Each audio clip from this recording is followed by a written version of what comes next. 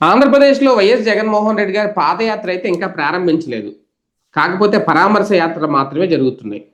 మొన్న గుంటూరు అంబటి రాంబాబు గారిని పరామర్శించడానికొచ్చిన, లేదు తాజాగా జోగి రమేష్ ఇంటికి వెళ్ళిన, ఆయన వెనకొస్తున్న జన సందోహం జూస్తే ఒకప్పుడు పాదయాత్రలో అలాగే కనిపించారు జనం. ఆయన నడుచుకుంటా వెళ్తుంటే ఆ స్థాయిలో ఉండేవారు. ఇప్పుడు ఆయన పరామర్శలకెళ్తుంటే ఆ స్థాయిలో వచ్చి రోడ్లు కిక్కిరిసిపోతున్నాయి. నిన్న అక్కడ వెళ్తా ఉంటే ఇబ్రహీంపట్నం దగ్గర ఆయన కాన్వాయ్ వెనక వస్తున్న జనం చూస్తా ఉంటే ఓకే. అన్ని మీడియాలు ఇవి చూపించమనుకోండి. ఒక పక్క ఒక అతిపెద్ద యాజిటేషన్ జరుగుతోంది. జగన్‌ని ఒక దుర్మార్గుడుగా, ఒక హిందూ వ్యతిరేకిగా, జగన్ మొత్తం 5 ఏళ్లలో చేసేసిన పాపాలు అంటూ అతిపెద్ద ప్రచారం చేస్తా ఉంటే, వాస్తవానికి జగన్‌ని అందరూ కూడా అసహ్యించుకోవాలి, చేత్కరించుకోవాలి. ఆయన వెనక ఎవరు రాకూడదు, జగన్‌ని నమ్మకూడదు. కానీ ఈ జనం చూస్తా ఉంటే ఆ వ్యతిరేక ప్రచారం చేస్తున్నారు, జగన్ మీద బురద చల్లుతున్నారని అర్థమైపోతుందా? జగన్‌కున్న ఆదరణ గతంతో పోలిస్తే ఈ వ్యతిరేక ప్రచారం వల్ల ఇంకా పెరిగిందా? జగన్నే కాదు వైసీపీకి సంబంధించిన నాయకుల్ని ఈ రకమైన టార్చర్ చేస్తున్నారని ప్రజలకు అర్థమైపోయిందా? ఇలా ఎన్నో సందేహాలు నిన్న ఆ జనాన్ని చూస్తుంటే అనిపించింది. వీటన్నిటి మీద చర్చించే ప్రయత్నం చేద్దాం. సార్, ఒక రకంగా ఓకే, వీళ్ళైతే రాసుకుంటారు జన సునామీ, జన ప్రభంజనం ఇవన్నీ. కాకపోతే రియాలిటీ చూస్తే అసలు జగన్ వెంట ఎవడో ఉండకూడదు, ఎవరు రాకూడదు. వీళ్ళు చెప్తున్నది ఏంటి? డబ్బులు ఇచ్చో, మందు బాటిల్ ఇచ్చో, బిర్యానీ ప్యాకెట్లు ఇచ్చో తెప్పించేసుకుంటున్నారు. ఎంతమందిని తెప్పిస్తారు? ఒక 100 మందినో 200 మంది. కానీ అక్కడ చూస్తా ఉంటే వేల మంది, ఇంకా ఎక్కువ మంది లెక్క పెట్టలేం, ఆ స్థాయిలో ఉన్నారు. చేస్తున్న వ్యతిరేక ప్రచారం వృధా అయిపోతుందా? ప్రజల్లోకి ఆ వ్యతిరేక ప్రచారం బలంగా వెళ్ళట్లేదా? అంటే వైసీపీ ఆదరణ పెరుగుతుందా, తగ్గుతుందా? ప్రాక్టికల్‌గా జగన్‌ని ఆ స్థాయికి మళ్ళీ తీసుకువెళ్ళింది చంద్రబాబు. నేను ఇంతకుముందు కూడా చెప్పా. జగన్ అదేదో సినిమాలో డైలాగ్ ఉంటది చూడు. అనుకుంటా. అనసూయ రామలింగం ఏదో ఉంది గదా! అలాగే దాంట్లో 'నితిన్' సినిమాలో విలను ఈ హీరో కుటుంబాన్ని వేధిస్తా ఉంటాడు. జడగొట్టాలని చూస్తా ఉంటాడు. వాళ్ళ అమ్మాయిని కూడా పెళ్లి చేయడానికి చూస్తాడు. చివరికి అమ్మాయి ఏమో హీరోనే పెళ్లి చేసుకుంటానంటది. అడ్డం తిరుగుద్ది. కానీ ఈ హీరో వేరే అమ్మాయిని చేసుకుంటాడు, సమంతని. తర్వాత ఆ హీరో చెల్లెల్ని జడగొడదాం అనుకుంటే అతని అమ్మాయికి రిచ్ పర్సన్ వస్తాడు, వీళ్ళు చేసిన ప్రచారం తర్వాత. అప్పుడు అంతా అయిపోయాక వాళ్ళకి ఏమాత్రం కృతజ్ఞత ఉన్నా మన ఫోటో వాళ్ళ ఇంట్లో పెట్టుకోవాలరా, మన వల్లే వాళ్ళు అంత బాగుపడ్డారని చెప్తాడు. అట్లాగే జగన్మోహన్ రెడ్డి నిజంగా అయితే కనుక కృతజ్ఞత చంద్రబాబు గారికి చెప్పుకోవాలి. ఎందుకంటే మరి చెన్నారెడ్డి గారి అబ్బాయి, నేదురుమల్లి జనార్దన్ రెడ్డి గారి అబ్బాయి, కోట్ల విజయభాస్కర్ రెడ్డి గారి అబ్బాయి, వాళ్ళు ముఖ్యమంత్రులే. అలాగే ఎన్టీ రామారావు గారి అబ్బాయి, ఇలా మిగిలిపోలా. వీళ్ళ పిల్లలెవ్వరూ సీఎంలు కాలేదు కదా. ఎన్టీ రామారావు గారి అబ్బాయిలు సీఎం కాలే, నేదురుమల్లి జనార్దన్ రెడ్డి గారి అబ్బాయిలు కాలేదు. అసలు ఏ ముఖ్యమంత్రి అబ్బాయిలు అయ్యారని రాష్ట్రంలో ఎక్సెప్ట్ జగన్. ఇతను కూడా ఒక ఆ ముఖ్యమంత్రి కొడుకుగానే మిగిలిపోయేవాడు. మిగిలిపోయేటటువంటి వ్యక్తి అప్పుడేది మీ కాకినాడలోనే అనుకుంటా, ఆ ద్వారంపూడి చంద్రశేఖర్ రెడ్డి దగ్గరికి వస్తే జగను, ఆ రోజున జగను ఎగబడ్డారు అతన్ని చూడడానికి. అక్కడ ఏది రాజశేఖర రెడ్డి మరణం తర్వాత జరిగింది. అప్పుడు అతనికి ఆశ్చర్యం ఏంటి, ఎంతమంది నా కోసం ఎగబడుతున్నారు అన్నటువంటిది. అప్పుడు అతనికి బీజం పడింది. ఓహో, మనం సొంతగా ఎదగాలనుకుంటా, మనకి బాగానే ఆదరణ ఉన్నదనుకుంటా. ఎందుకంటే అంత ముందు అయితే గీతే వాళ్ళ జిల్లాలో 2-3 ఎమ్మెల్యే సీట్లు సంపాదించుకోవడం, తన మనుషులకి ఒక ఎంపీ సీటు, రాష్ట్రంలో ఇతర ప్రదేశాల్లో ఓ 10-15 అడిగితే అధినాయకత్వం ఓ 3-4 ఇస్తారు.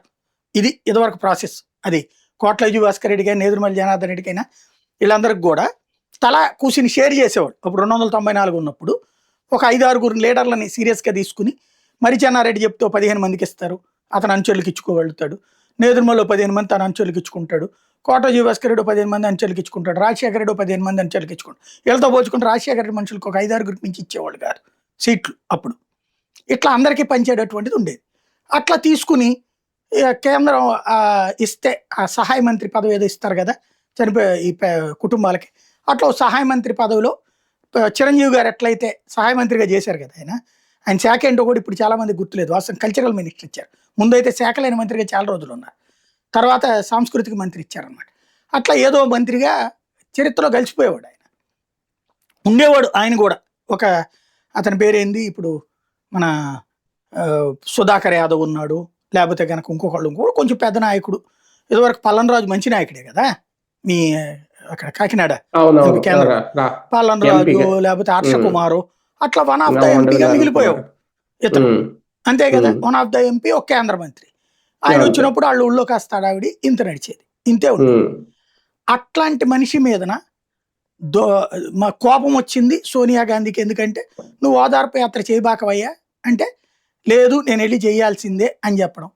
దాంతో నేను చెప్పినట్టు వింటావా లేకపోతే నేను జైల్లో వేయమంటావా అని ఆ ఎంపీ సాయి ప్రసాద్ని పంపించి మరీ చెప్పింది. అంత బలుపు ఉంటే కనుక గానిచ్చుకోమని చెప్పాడు. ఇంటికి వెళ్తానంటే కూడా ఎవడు వెళ్ళడానికి లేదు, నీ వెనకాల జనం ఉండటానికి వీల్లేదు, నేను వస్తే మాత్రమే రావాలని ఇదేం ధోరణి, సరి చేసుకోమని చెప్పేశాడు ఆయన. అదే మజ్జిగిచ్చి పంపించాడని చెప్పి రాధాకృష్ణ గారి ఇంటర్వ్యూలోనే కదా చెప్పింది ఆయన.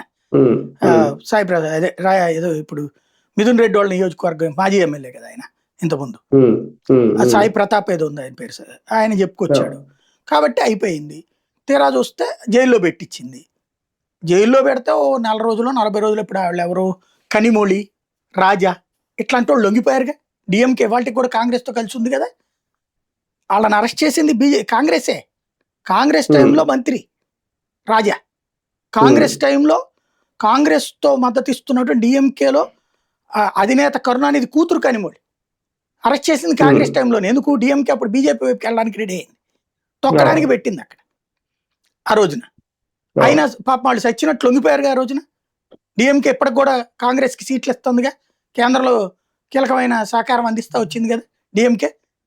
అలాంటిది జగన్మోహన్ రెడ్డి యువతలకు వచ్చి ఇది తను ఆ జైల్లో పెడితే లొంగనన్నాడు. జైల్లో ఉన్నప్పుడు కబురు చేశారు. చివరికి జైల్లో ఉన్నప్పుడే షర్మిలాను వాళ్ళ ఆయన కలిసి వెళ్ళి అతని సంగతి పక్కన పెట్టేసి, మావాడు అట్ట జైల్లో ఉండగా ఈ అమ్మాయిని గనక మీరు పదవి ఓకే అంటే సీఎం అంటే గనక బాగుపడిపోతుందని బేరాలు చేశారని తర్వాత వచ్చింది కదా బయటికి. కానీ సోనియా గాంధీ అందుకు కూడా ఒప్పుకోలేదనేసి దాన్ని కాంగ్రెస్ వాళ్ళు ఎట్ట తీసుకొచ్చారు. అంత ఉదారం ఆవిడ మాకు సోనియా గాంధీ, వాళ్ళ కుటుంబంలో గొడవలు వద్దండి అది కాదు, అక్కడ వాళ్ళ కుటుంబం నుంచి ఎదుగుతారేమో అని భయం ఆమెకి, అది ఫీల్ అయింది. అది పక్కన పెడితే అంత ట్రై చేశారు. ఆ కేసుల మీద కేసులు వరుసపెట్టి 16 నెలలు, ఇంతవరకు భారతదేశ చరిత్రలో శిక్ష పడకుండా ఇన్ని రోజుల పాటు జైల్లో ఉన్నాడు ఎవడూ లేడు. రేపు పొద్దున భవిష్యత్తులో ఇతనికి శిక్ష పడ్డా ఈ 16 నెలల శిక్షను కన్సిడర్ చేసి తీసేస్తారు, అది జైల్లోకి వెళ్లాల్సిన అవసరం ఉండదు ఇతనికి. ఒకవేళ 5 ఏళ్ళు 6 ఏళ్ళు 5 నెలలు 6 నెలలు జైలు శిక్ష పడింది అనుకోండి, అదేది మనీ లాండరింగ్ కేసుల్లో కొన్నిట్లలో డబ్బులకి ఇతను లెక్క చూపెట్టలేకపోయాడు, ఏది సూట్ కేసు కంపెనీలు, అట్లాంటి వాటి మీద మాక్సిమం 6 నెలల దాకా పడవచ్చు. అది ఆల్రెడీ చేసి ఉన్నాడు కాబట్టి ఇంకా అక్కర్లేదు అతనికి.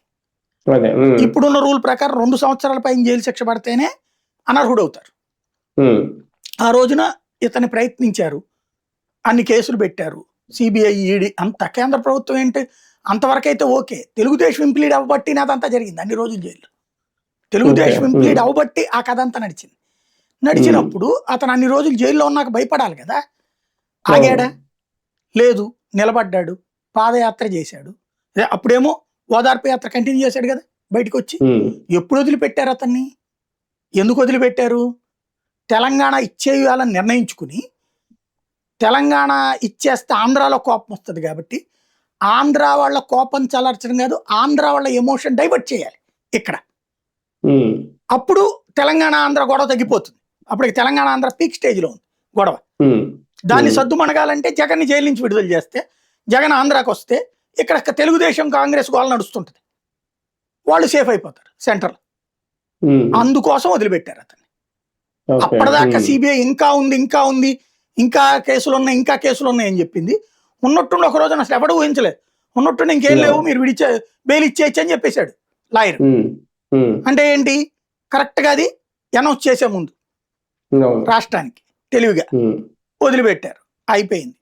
జగన్ ఇంతకాలం అనుభవించా, ఎందుకు నాకు ఈ కర్మ, ఇన్ని రోజులు దర్జాగా గోల్డెన్ స్పూన్ బేబీ లాగా పుట్టినోడిని పెరిగినోడిని, ఈ కర్మ నాకెందుకని వదిలేసి వెళ్ళిపోవచ్చుగా రాజకీయం, లేదా బీజేపీలోనే చేరిపోవచ్చుగా పోయి, లేదా కాంగ్రెస్ ని పట్టుకోవచ్చు, లేదా అప్పుడే చంద్రబాబు నాయుడు కలిసి ఏదో మంత్రి పదవి ఇవ్వండి సార్, మీ దగ్గర కోట్ల సూర్యప్రకాష్ రెడ్డి ఉన్నాడు కదా, అట్లాగే ఇదివరకు నేదురుమల్లి రాజలక్ష్మి గారు కూడా ట్రై చేశారంటారు వీళ్ళ దగ్గర, అట్లాగా ఉంటారు కదా, ఏదో పడి ఉంటాను నేను కూడా, లేకపోతే ఇప్పుడు ఎన్టీఆర్ గారు కొడుకుల్లాగా ఓ ఎమ్మెల్యే పదవి బాలకృష్ణ ఎట్ట తీసుకున్నాడు అట్లా ఏదో పదవి ఇచ్చేయండి సార్, నేను కూడా ఉంటానని చెప్పొచ్చుగా, మా నాన్న మీరు ఫ్రెండ్సే కదా అని.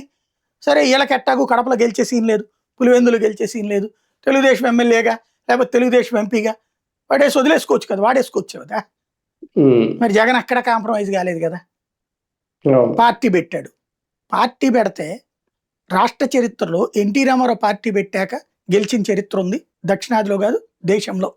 ఇందిరాగాంధీని ఎదిరించి, ఇందిరాగాంధీని ఎదిరించి పార్టీ పెట్టి ముఖ్యమంత్రి అయినోడు ఎన్టీ రామారావు. ఆ ఇందిరాగాంధీ కోడలు సోనియా గాంధీని ఎదిరించి పార్టీ పెట్టి ముఖ్యమంత్రి అయినోడు జగన్మోహన్ రెడ్డి. అంతే కదా. ఎన్టీ రామారావు 45 రోజుల్లో అయితే ఇతనికి 5 ఏళ్ళు పట్టింది. మహాశక్తివంతులైనటువంటి ఒకప్పుడు దేవేంద్ర గౌడ్ పార్టీ పెట్టాడు కదా, సక్సెస్ అయ్యాడా? ఎన్టీ రామారావే తెలుగుదేశం నుంచి సస్పెండ్ అయ్యాక వేరే పార్టీ పెట్టుకున్నాడు కదా, ఆయన భార్య లక్ష్మీపార్వతి సీఎం అయిందే, అవలేదు కదా. అట్లాగే జయప్రకాష్ నారాయణ పార్టీ పెట్టారు కదా, అయ్యారా? మహాశక్తివంతుడే కదా ఆయన. అట్లాగే ఆ తర్వాత తీసుకొచ్చుకుంటే సార్ మన కేఏ పాల్ సంగతి వదిలేసేయండి, పాపం ఆయన కామెడీనో సీరియస్ మనకు అర్థం కాదు. అది పక్కన పెడితే చిరంజీవి పార్టీ పెట్టి అయ్యాడా? పవన్ కళ్యాణ్ పార్టీ పెట్టి అయ్యాడా? చివరికి ఎవరో ఒకళ్ళ మీద డిపెండ్ అయ్యాడు కదా. అసలు ఈ రోజు వరకు ఎవరి మీద డిపెండ్ అవ్వకుండా ప్రతిపక్ష నాయకుడు అయ్యాడు, సీఎం అయ్యాడు, ఇప్పుడు 11 సీట్లకే పరిమితం అయ్యాడు. ఇది కూడా జరిగింది. బట్ 40% ఓట్ బ్యాంక్ అట్లాగే ఉంది అతనికి, 40% తగ్గట్లా. 1,32,00,000 ఓట్లు వచ్చినాయి ఇతనికి. ఆడ ముగ్గురు కలిస్తే 1,80,00,000, ముగ్గురు కలిస్తే 1,82,00,000 వచ్చినాయి. అంటే అదనంగా ఒక 50 లక్షలు ముగ్గురు కలిస్తే. అందులో జనసేన పాత్ర ఎంత, బీజేపీ పాత్ర ఎంత, తెలుగుదేశానికి పెరిగిన పాత్ర ఎంత ఎవరికి అర్థం కాదు. కానీ 1,32,00,000 ఓట్లు అయితే ఇతనికి వచ్చినాయి. అంత వేవులు, నెగిటివ్ వేవులు. దెన్ ఎక్కడి నుంచి వస్తున్నాయి ఇవన్నీ అతనికి? ఇప్పుడు ఇతన్ని పక్కన పెట్టాలనుకుంటున్నారు, తొక్కాలనుకుంటున్నారు. నిజంగా చెప్పాలంటే భారతదేశ చరిత్రలో ఇంతగా తొక్కబడినోడు ఇంతవరకు ఎవడు లేడు, ఇంక్లూడింగ్ లాలూ ప్రసాద్, ములాయం సింగ్ కూడా. ఏదో ఎమర్జెన్సీ టైంలో జైల్లో పడేశారంటే అయిపోయింది, ఓకే. లేదా నిజంగా క్రైమ్ చేశాడు. ఇప్పుడు లాలూ ప్రసాద్ యాదవ్ డైరెక్ట్ గా డబ్బులు తీసుకుని పట్టుబడ్డాడు, గడ్డితో కుంభకోణం. అది ఇతని దాంట్లో ఒక్క కుంభకోణం నిరూపణ కాల. ఈ రోజు ఏం చేయాలో అర్థం కాక సిబిఐ సాగదీస్తుంది అతన్ని. ఎందుకని? పెట్టుబడి పెట్టినోడే నేరస్తుడు అన్నారు. ఇతని కేసులన్నీ కూడా ఎక్కడ వేరే ఏస్పెక్ట్ ఏం దొరకలేదు ఇక్కడ. పోనీ అతను ప్రభుత్వంలో ఉంటే కుంభకోణం చేశాడు అనుకోవచ్చు, ప్రభుత్వంలో లేడప్పుడు అతను. వాళ్ళ నాన్న సీఎం, వాళ్ళ నాన్నకి పెట్టలేదు అక్కడ కేసులు, ఒకే ఒక కేసులో పెట్టినట్టున్నారు. అప్పుడు ఎట్లాగా సాధ్యం అవుతుంది? ఇది పక్కన పెడితే పోనీ నిజమే అనుకుందాం, అతను ఇన్ని కేసులు పెట్టి ఇన్ని నెలల పాటు జైల్లో పెట్టి తర్వాత నిరంతర విష ప్రచారం, అతన్ని నిరంతరం సైకో అని, డ్రగ్ తీసుకుంటాడని ఇంత చేస్తుంటే, ఇంత నెగిటివ్ ప్రచారం చేస్తుంటే జనం ఎందుకు వస్తున్నారు అతన్ని? ధర్మద్రోహి, దైవద్రోహి ఇవన్నీ. వాస్తవంగా జగన్మోహన్ రెడ్డి సీఎం అయి దిగిపోవడం మంచిదైంది. చంద్రబాబు నాయుడు పరిపాలన అంతకుముందు చాలా సార్లు చూశారు, 14-19 మధ్యలో కూడా చూశారు. చెప్పిన మాట నిలబెట్టుకోవాలా. సంపూర్ణ రైతు రుణమాఫీ, సంపూర్ణ డ్వాక్రా రుణమాఫీ. అప్పట్లో మిగతాయి చేశాడు ఆయన, రోడ్లు వేసాడా లేకపోతే ఇంకోటి అడ్మినిస్ట్రేషన్. ఇదంతా అడ్మినిస్ట్రీరియల్ గా ఒకప్పుడు చంద్రబాబు అంటే నాలాంటి వాళ్ళం కూడా ఎందుకు అభిమానించేవాళ్ళం అంటే, కాంగ్రెస్ ఒక మోస గవర్నమెంట్, ఏదో ఫండింగ్ వేస్తుంటది, ధరలు పెరిగినాయి, ధరలు తగ్గినాయి, ఇదే బతుకు, వాళ్ళు కొట్టుకు సావడం ఇదే. అలా కాకుండా అలాంటి రాజకీయాలు లేకుండా తెలుగుదేశాన్ని ఒక సిస్టమేటిక్గా నడుపుకొచ్చి చంద్రబాబు నాయుడు ఈ గొడవలన్నీ పక్కన పెట్టారు. ఎన్టీఆర్ తీసేయండి, తర్వాత ఈయన తీసుకున్నాక ప్రజల్లోకి వెళ్ళటం, ప్రజల వద్దకు పాలన, లేకపోతే ఓ శ్రమదానం, ఒక జన్మభూమి, రైతు బజారు, ఇవన్నీ ఒక వినూత్నమైన కొత్త, అప్పుడు యువతరంగా ఉన్న నాలాంటి వాళ్ళకి అది గొప్పగా అనిపించింది. ఆ తర్వాత అంటే ఇక పాలకులు అంటే ఎట్లా ఉండాలనిపించింది. రాజశేఖర రెడ్డి అప్పుడు నేను నెగిటివ్గానే చూసేవాడిని, ఎందుకంటే ఈ ఫ్యాక్షను ఇదంతా పేపర్లు టీవీల్లో చదివి ఉన్నాం కాబట్టి ఆ రూట్లోనే ఆలోచించేవాడిని. రాజశేఖర రెడ్డి వచ్చాక అతనిలో నాకు కనిపించినటువంటి 4 అద్భుతమైనటువంటి అంశాలు ఏంటంటే, ఆరోగ్యశ్రీ, ఫీజు రియంబర్స్మెంట్, ఆ పథకాలు కంటే కూడా ఇది మరింత రీచ్, ప్రతి ఒక్క పబ్లిక్ దగ్గరికి వెళ్ళింది. ఇంకొకటి దాని పేరేమంటారు, ఉచిత విద్యుత్ బిగిన్ చేయడం రైతులకి. దానికి తోడు 108 లాంటి సిస్టమ్స్ని, ఇందిరమ్మ ఇళ్ళు, రాజీవ్ గృహకల్ప ఇళ్ళు, జీవితంలో ఇల్లు కళను నిజం చేయడం. ఇవి రాజశేఖర రెడ్డి సాధించినాయి. అంటే చంద్రబాబు పాలనా సంస్కరణలకి ఒక అడుగు ఎక్కువ వేశాడు. చంద్రబాబు మీ సేవ అంటే ఈయన ఈ సేవ అన్నాడు. ఇట్లాగా మార్పుకొచ్చాడు, అడ్మినిస్ట్రేరియల్ థింకింగ్ మార్చాడు అతను. దెన్ ఓహో పాలకులు ఇంకా ఉన్నారు చాలామంది అన్నటువంటి ఒక కోణం వచ్చింది. సరే మళ్ళీ చంద్రబాబు గెలిచారు, అక్కడ కేసీఆర్ గెలిచాడు. కేసీఆర్ అద్భుతమే చేశాడు కదా. చంద్రబాబు 2000 చంద్రబాబే కంటిన్యూగా సీఎం అయి ఉంటే మిగతా వాళ్ళ పాలన మనం చూడగలిగి ఉండేవాళ్ళం కాదేమో. లేదా కాంగ్రెస్ పార్టీలో అనేదురుమల్లులో ఇట్లాంటిది చేయలేకపోయారు, వాళ్ళు ఎవరు కూడా వాళ్ళ ముద్ర వేసుకోలేకపోయారు. కాబట్టినే చంద్రబాబు ఫెర్చింగ్ అయింది. కానీ కేసీఆర్ వేసుకున్న ముద్ర కాళేశ్వరం కట్టడమా, సాగునీటి ప్రాజెక్టులు పూర్తి చేయడమా, రైతు బంధు తేవడమా, అక్కడ తీసుకొచ్చినటువంటి కాకతీయ మిషన్ భగీరథ ఇవాళ దేశంలోనే నెంబర్ 1గా తీసుకొచ్చాడు కదా. తద్వారా చంద్రబాబు లేకపోయిన తర్వాత అక్కడ అద్భుతమైన అభివృద్ధి చేసి చూపెట్టాడు కదా అతను. దెన్ అడ్మినిస్ట్రేషన్లో లోపం లేదు, వ్యవస్థ మీద కమాండ్ ఉంది, అక్కడ ఉంది. ఇక్కడ ఆంధ్రప్రదేశ్లో అట్లాంటిది ఎక్కడ కుదురుద్దులే అనుకున్నాం. బట్ జగన్మోహన్ రెడ్డి వచ్చాక ఓ సచివాలయ వ్యవస్థ, ఒక వాలంటీర్ వ్యవస్థ, ఇంటి దగ్గరికే పాలన, అట్లాగే ఏవైతే నవరత్నాలు డబ్బులు కరెక్ట్గా ఇవ్వటం టైంకి, దాంతోపాటుగా మన రైతు భరోసా కేంద్రాలు కావచ్చు, నాడు నేడు స్కూళ్ళు కావచ్చు, అట్లాగే హాస్పిటళ్ళు ప్రతి ఏరియాలో పెట్టడం కావచ్చు, ఇవి అద్భుతమైన పాలనా సంస్కరణలే కదా. పాలన సంక్షేమం రెండూ జరిగినాయి. చంద్రబాబు నాయుడు మంచి పాలకుడు, సంక్షేమానికి తక్కువ ఆయన. ఇతను పాలన చేశాడు, సంక్షేమం చేశాడు. ఇందులో లోపాలు ఉంటాయి, చంద్రబాబు దగ్గర లోపాలు ఉంటాయి, ఇతని దగ్గర లోపాలు ఉంటాయి. ప్రజలు టోటల్ కంపేర్ చేస్తారు. ఇప్పుడు ఇతను దిగిపోవడం వల్ల, దిగిపోయాక బాబు వచ్చి చేస్తున్న తప్పేంటి, జగన్ని మర్చిపోయేలా చేయాలి. అంటే జగన్ కాలంలో జరిగిన విధ్వంసాన్ని ప్రచారాల పరంగా ప్రొజెక్ట్ చేశారు. జగన్ చేసిన తప్పు, తెలుగుదేశం పార్టీ కార్యాలయం మీద దాడో, పట్టాభి మీద దాడో, సోషల్ మీడియాకి సంబంధించిన అరెస్టులో తప్పు, అది మనమే మాట్లాడాం. అంకబాబు గారి మీద కేసు పెట్టడము, వెంకటకృష్ణన్ లేకపోతే కనుక మూర్తి లాంటి వాళ్ళని విచారణకు పిలిపించడం తప్పని చెప్తున్నాం మనమే. అవి కాకుండా వీళ్ళు జాగ్రత్త పడాలి. ఇప్పుడు వీళ్ళు కేసులు పెడుతున్నారు కదా, సోషల్ మీడియా కేసులా, లేకపోతే ఇంకోటి వీళ్ళ దగ్గర జరుగుతున్నది కదా. ఇంకోటి, అతని హయాంలో 20 మందిని కొడితే వీళ్ళు 50 మందిని కొడుతుండే. అతను 100 మంది మీద దొంగ కేసులు పెట్టాడంటే వీళ్ళు 1000 మంది మీద దొంగ కేసులు పెడుతుండే. విధ్వంసం పరంగా చూస్తే అది, సంస్కరణ పరంగా చూస్తే ఇది. ఇదే సందర్భంలో జగన్ ఇచ్చినటువంటి పథకాలని పక్కన పెట్టాడు. వీళ్ళు వ్యాపారాలు లేవు, రియల్ ఎస్టేట్కి వ్యాపారం లేదు, బ్రోకర్లకి పని లేదు, రియల్ ఎస్టేట్ బ్రోకర్లకి. వ్యాపారస్తులందరూ విలవిల్లాడుతున్నారు. ఎక్కువ అభివృద్ధి జరుగుతుంది, ఎక్కువగా తమ జీవితాలు బాగుపడతాయి అంటే ఉన్నది పక్కకు పోయాయి అక్కడ. ఇది జగన్కి ఫెర్చింగ్ అయింది. సంక్షేమం ఎప్పుడైతే పేదవాడికి అందట్లేదు, వీళ్ళు ఏం చెప్తారు, బస్సు ఫ్రీగా ఇచ్చారు కదా, గ్యాస్ బండి ఇస్తున్నాడు కదా, ఇంకోటి. బట్ ఇదివరకు నెల చేతిలో డబ్బులు ఉండే, ఏదో ఒకటి ఏడాది పొడుగునా డబ్బులు ఉన్నాయి. కనీసం మినిమం 20,000 వేసుకోండి ఓ మహిళకి, మినిమం 20,000 అంటే నెలకి ఒక 1,800 2,000 రూపాయలు చేతిలో డబ్బులు ఆడి, భర్తతో సంబంధం లేకుండా, తండ్రితో సంబంధం లేకుండా చేతిలో క్యాష్ ఆడింది మహిళలకి, డిపెండ్ అవ్వాల్సిన అవసరం లేకుండా. అట్లాగే 50,000 1,00,000 2,00,000 కూడా అయినాయి అన్నది తెలిసినాయి కదా వివిధ పథకాల ద్వారా. అట్లాగే డబ్బులు, చేతిలో డబ్బులు ఆడిన మహిళలు ఇవాళ ఒక్కసారిగా చేతిలో డబ్బులు ఆడట్లేదు. ఎవడిస్తాడు ఫ్రీగా అంతంత డబ్బులు? ఈయనేదో P4 అన్నారు, వాడు ఏమైనా తీసుకెళ్ళిస్తాడేంటి రోజు? ఆ పథకం ఏందో ఎక్కడుందో కూడా ఎవడికి తెలియదు. అప్పట్లో P4 అని రోజు హడావిడి చేశారు. ఇప్పుడు ఏమైపోయింది? P4 పేద మహిళకి ఇస్తున్నారు ఇప్పుడు, ప్లస్ అదేది 50 ఏళ్ళకి పెన్షన్, అది లేదు కదా, నిరుద్యోగ భృతి లేదు. ఈ మూడిట్లలో ప్రధానంగా ఈ 3 పక్కన పెట్టేద్దాం, వాళ్ళు చేయలేదు సంగతి పక్కన పెడితే, డబ్బులే ఈ చేతిలో. వ్యాపారాలు బాగుంటే రియల్ ఎస్టేట్ బాగుంటుంది, ఇది గుర్తుపెట్టుకోవాల్సిన ఫార్ములా.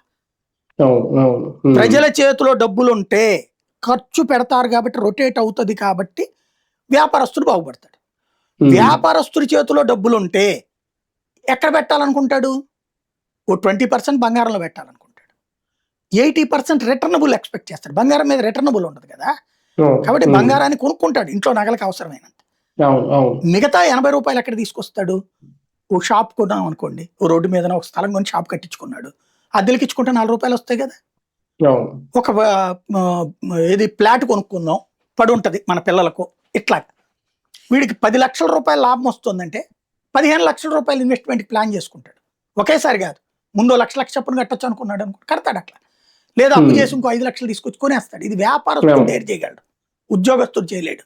ఇంకోటి ఉద్యోగస్తుడు ఒక ఇల్లు చూసుకుంటాడు, తనకి 4 ఇల్లు కావాలనుకోడు కదా ఉద్యోగస్తుడు. ఇంకోటి అంత డబ్బులు ఉండవు కదా ఉద్యోగస్తుడి దగ్గర. డబ్బు రొటేట్ అయ్యేది ఎవరి దగ్గర? వ్యాపారస్తుడు. ఎప్పుడైతే వ్యాపారి దగ్గర డబ్బులు లేవో రియల్ ఎస్టేట్ లేదు. అమరావతి ఎంత భూమి జరుగుతున్నది రోజు చూస్తే నిజంగా అక్కడ చాలా అద్భుతం చంద్రబాబు గారు చేస్తోంది. వేలాది వెహికల్స్ కనబడుతున్నాయి అక్కడ. గుంటూరు కృష్ణా జిల్లా నుంచి రోజు పోతున్నటువంటి అవేవి మోసుకొచ్చేవి, తోసుకొచ్చేవి, తోలుకొచ్చేవి అన్నీ ఉన్నాయి కదా, ప్రొక్లైనర్లు, ఇవన్నీ కూడా విపరీతంగా కనబడుతున్నాయి అక్కడ.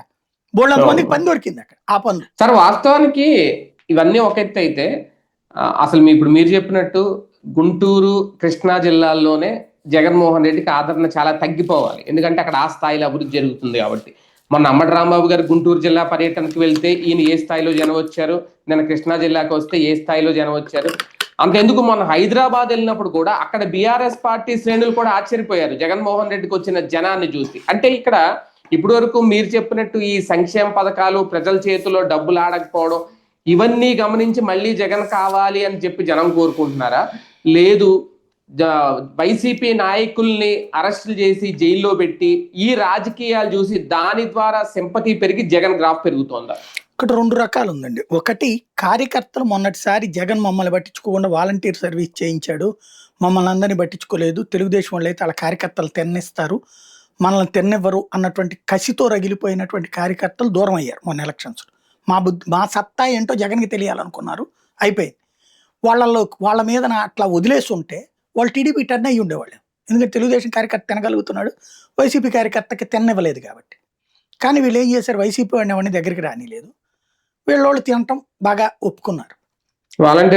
అంతవరకైనా అయిపోయి ఉండేది. కానీ వాళ్ళని హెరాస్ చేశారు, దొంగ కేసులు పెట్టడం ఎయ్యో ఒకటి. వాడు జగన్ నుంచి దూరం అయిపోయి తన బతుకుదాములే అనుకున్నాను. అటు తెలుగుదేశం, జనసేన, బీజేపీ రానిలేదు. ఇటు పక్కకి ఇతనికి వేధించడం బిగించేశారు. ఇతన్ని ఏం చేసేయాలి, ఇక సచ్చినట్టు జగన్ వెనకాల తిరగాల్సి. వాలంటీర్ వ్యవస్థ నుంచో 10,000 ఇచ్చిండుంటే సీన్ మారుండేది. అంటే అదొక బ్యాచ్, అది సపరేట్ మంది. అదొక 2.5-3 లక్షల మంది, అది సపరేట్.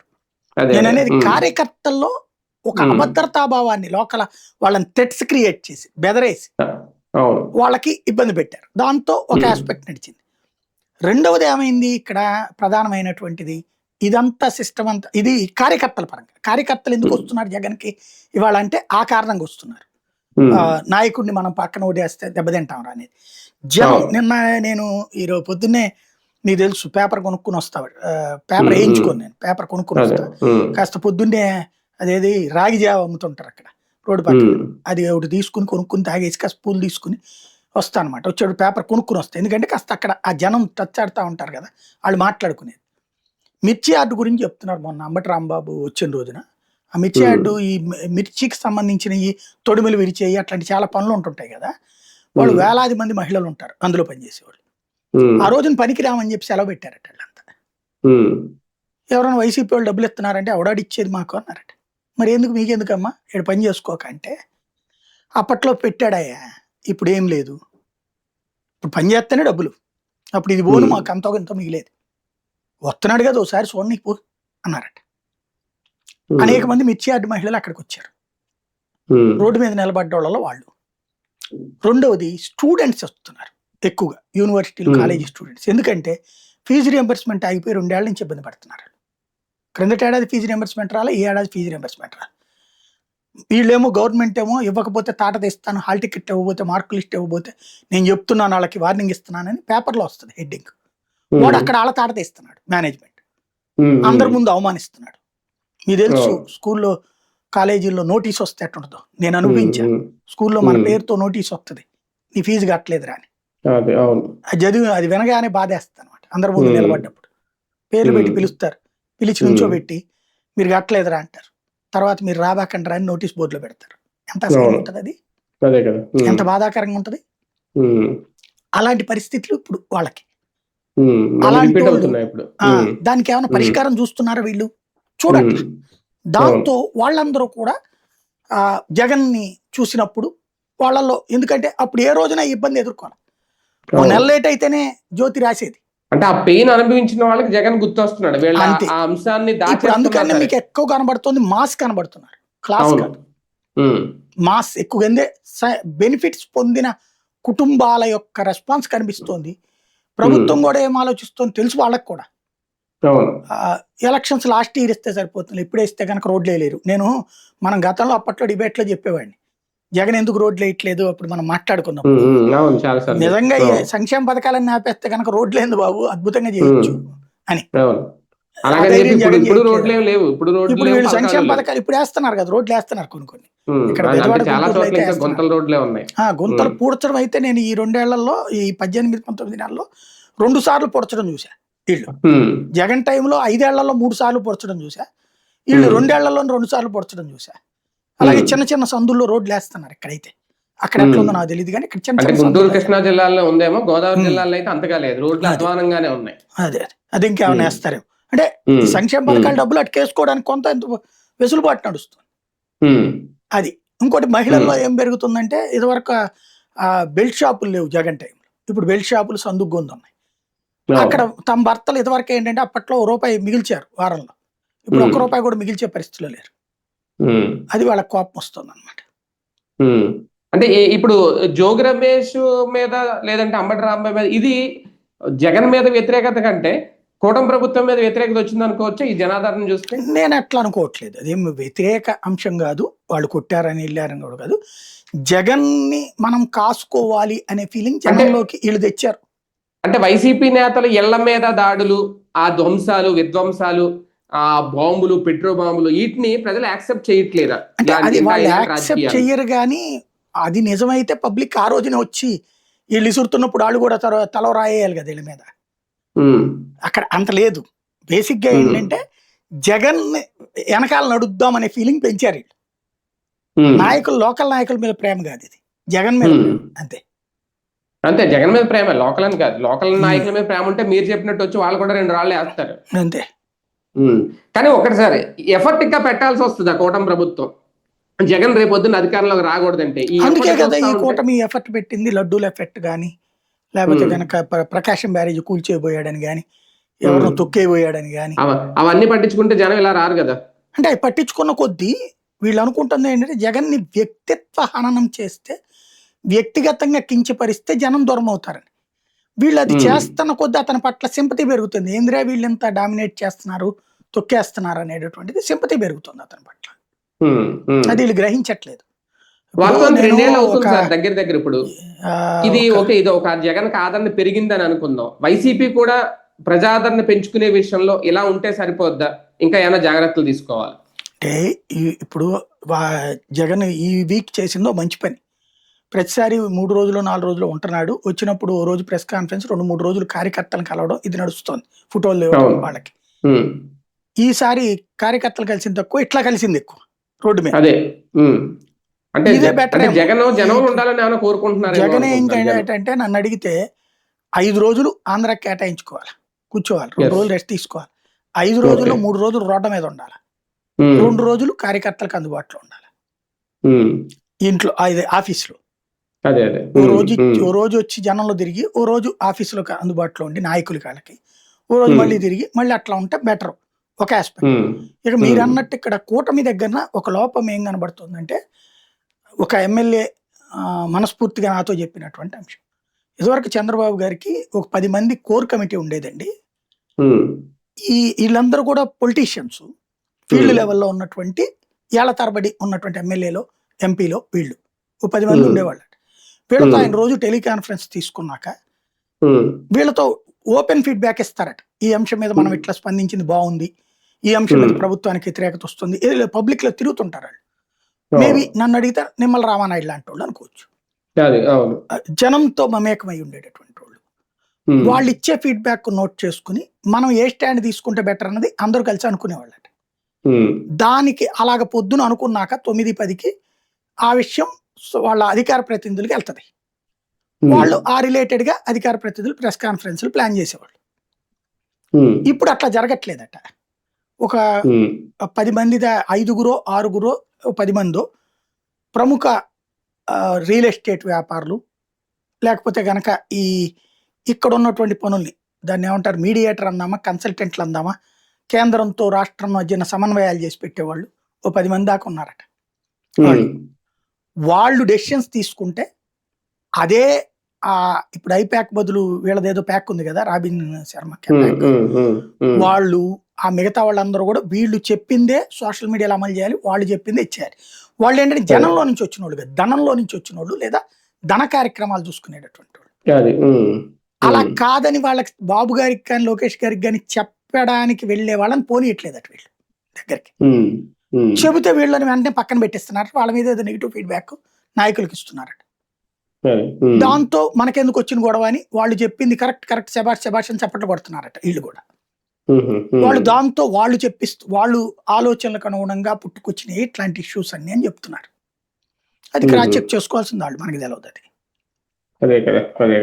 రైట్ చూద్దాం. మొత్తానికి జగన్ వస్తుంటే మాత్రం జనం మామూలుగా రావట్లేదు, భారీగానే వస్తున్నారు. నిజంగా ఇదంతా వాళ్ళు డబ్బులు ఇచ్చి తీసుకొస్తున్నారు, జనాన్ని సేకరిస్తున్నారు, సమీకరిస్తున్నారంటే ఇంకా అది ఎవరు ఏం చేయలేరు. కాకపోతే ప్రజల్లో మార్పు వస్తుందా, జగన్ మీద కష్టపడి ఒక వ్యతిరేకత తీసుకురావాలి అనుకుంటున్న కూటమి కుట్రల్ని జనం భగ్నం చేస్తున్నారు, అవేం పట్టించుకోవట్లేదా, జగన్ మరోసారి సీఎం అవ్వాలని కోరుకుంటున్నారు. ఇదైతే వైసీపీ ఖచ్చితంగా ఈ తరహా ప్రచారం చేసుకుంటుంది, జగన్ ఆదరణ పెరిగింది, గ్రాఫ్ పెరిగింది అనేది. కాకపోతే అది నిజమా కాదా అనేది తేలాలంటే ఇంకా 3 ఏళ్ళు ఆగాలి.